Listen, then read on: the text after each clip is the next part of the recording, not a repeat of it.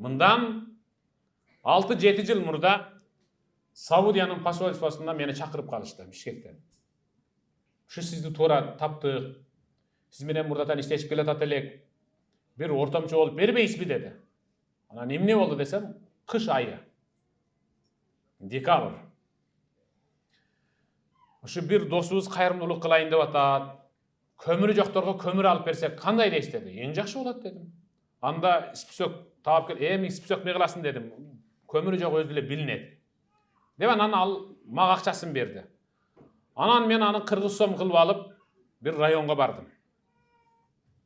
Базарына кирип, тааныштарды чакырып, чоң-чоң машиналардан портерлерге көмүрдү жүктөтүп, биротола бир 300-400 мешок алып алайлы, баягы кап алып алып анан ошол беребиз деп таразы менен.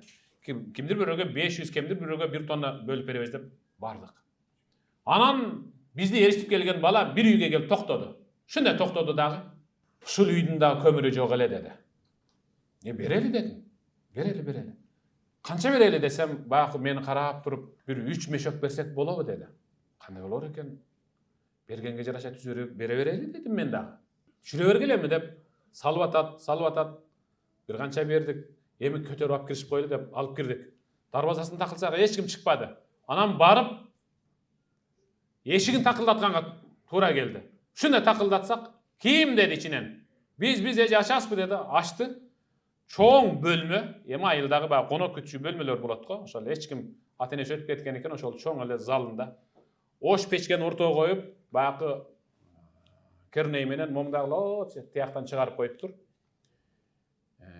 Кичинекей кыздары, небереси айтор, жуука салынган шалчанын үстүндө ошол ош печкени мынтип алакандар мынтип отуруптур, мынтип жылууланып отуруптур. Эмне бар дебейсизби? Ошол ош печкеге жагылып аткан мындай чоң кир жууган тазикке теректен түшкөн жалбырактарды үйүп алыптыр. Ошону салып жагып атыптыр. Ошону менен жан багат экен. Ошону менен чай кайнатып, ошону менен үйүн ысытканга аракет кылып. Бул декабрь айында, элестетиң, декабрь айында жалбырак менен үй жылыйбы? Анан ушундай көмүр алып келдик эле десем, баягы эже карап туруп ошол турган жеринде көзүнөн баягы үн чыкпай эле көзүнөн жаш кадимгидей токтоосуз агып кетти. Ал сүйүнгөндүгү, ыраазы болгондугу. Аны эшикке чыга калды, чыгып эле мешөктөрдү көрүп, "Бий, токтоңуздар. Нан осы эл" десем, "Нан да жок экен" деп чуркап үйүнүн аркасына өтүп кетти. Ой, тоба калдым мен. Бул эмне болду? Чыгып бара жатсак, "Токтоңуздар" деп коюп, кайра айтып койду энем. "Токтоп турайлы" дедим. "Жок болгондон анан биз жылы берели" деп машинага барып отуруп атканда чуркап бир көк пакет алып чыкты. Моминтип. Анан бул эмне дедим мен. Десем, "Устаз, ушуну болсо дагы алып барып союп жеп коесузбу" деп бир жумурткалап аткан бир тоогун алып чыгыптыр. Бир тоогун алып.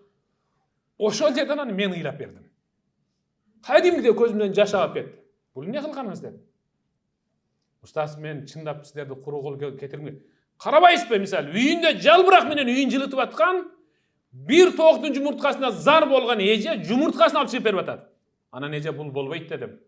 Алып келиң өзүңүз, алып келиң деп араң өзүм токтоттум. Анан алып кирип кеткенден кийин досторду айттым балдарды. Бай түшүргүлө көмүрдүн баарын ушул жерге түшүрөбүз. Көмүрдүн баарын ушул жерге түшүрүп бердик. Бирок ал көмүрдүн акчасын берген кишини ал тааныган жок. Бирок Алланын алдында анын ысымы катталды.